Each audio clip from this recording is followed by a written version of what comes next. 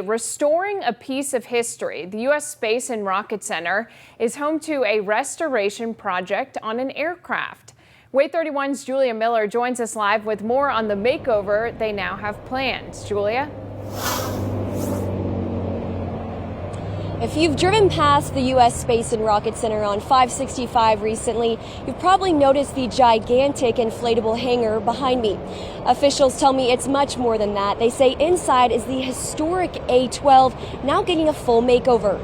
The A-12, also known as the Ox Cart, was developed by the CIA. According to the agency's website, it was built to meet the need for a very fast, very high-flying aircraft that could avoid Soviet air defenses. It was used in the 1960s to support the U.S. military during the Vietnam War, flying more than 3 times the speed of sound, and was equipped with a panoramic stereo camera to capture photos for the CIA and the military. The National Museum of the U.S. Air Force lent out the A-12 to the Space and Rocket Center, where it became a popular piece of history, but officials here say it was time for a makeover.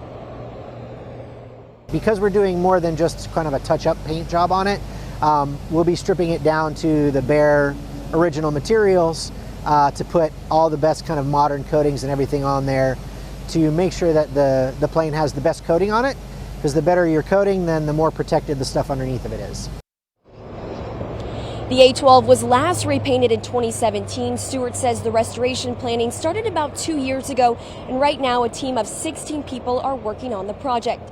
Stewart says from start to finish, not counting the planning, it'll take about 60 days to complete the painting. After that, they'll decide where the new home for the A-12 will be here at the U.S. Space and Rocket Center. Coming up on WAAY 31 News at 5, we'll hear more from him about the challenges of restoring a piece of history like this one. Reporting live in Huntsville with coverage you can count on, Julia Miller, WAAY 31 News.